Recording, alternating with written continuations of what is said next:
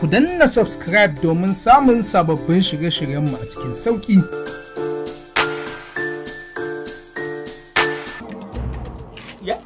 Wannan zubar da kimar ki ce. A gidan nan duk abin da kike so ina miki. Wallahi yau ba za ka fita daga gidan nan ba sai ka biya ni kuɗi na. To ta nan haba yar kunama. Haba yar kunama. Kin san dai cewar sau nawa na siyo leda tsaka ɗaki na kawo miki. Kika ta canza miki TV na Kai so nawa kake yi? Sau uku. Kullun yau da gobe ta Allah ce. Kai kullun sai dai bashi. Wallahi yau ba za ka fita daga gidan nan ba sai ka biya ni kuɗi na ko maka kwalban nan. Ai ba ta kai mu ga wannan ba. Sau nawa na shigo na kawo miki leda tsaka ɗaki. Sau nawa? Kai so nawa kai? Ke. Yar kunama me haka?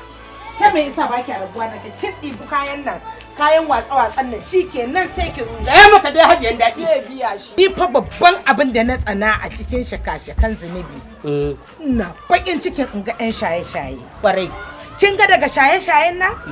Da doguwar kwalba? Sai ki koma midiyan shop. Bashi ya ci Na biya mata bukatunta. Ai sai ta yi haƙuri ko? Na biya bukata. Na. Ai ku dole ka biya cash. To. Ƙwarai kuwa.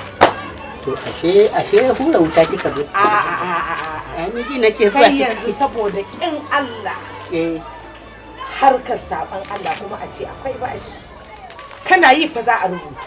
To yanzu. Amma buƙatar Ubangiji ka ɗaga hannu ya yafe maka in ka ce ka daina biya ta. Ya. Ƙwarai. Na. Amfanin zunubi. To kuma yanzu. Billahi lazi zan yanka maka mari ko. Sai ka biya ni kuɗi na ko fasa maka ki fasa. Karba.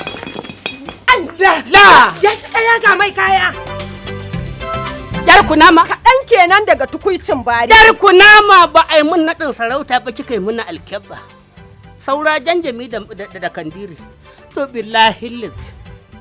Tun da kika mayar mun da riga ta zanin gado a nan gidan. Sai na nuna miki gogaggen tantirin hamshakin ɗan iska ne ni na bariki. Na shigo a hayyaci na fita a yi mun kallon mahaukaci. Sai in baka hijabi. Allah da iko yake. Ni ba je mage ba da fuka-fukai. Wai yar kunama kin taɓa wani haka ko ni ne na farko? Ni ne yar Malam Dukko. To? Kakana Fakalin. Kakana na biyu Kodin. Yes! Waɗannan na farko Alawa. Alawa? Ya. Kwaya kenan. Yes. Waɗannan kakanni na ki Allah ya tsine musu albarka. Kaga sharrin kwaya. Ya? Kwalba kuma? Ita ce rayuwata. Kwalbar? Allah ya sa ita ce ajalinki. Tare da kai. To ni ga tare da ni kin bani da zanin gado. Ai kin ga mai mun komai.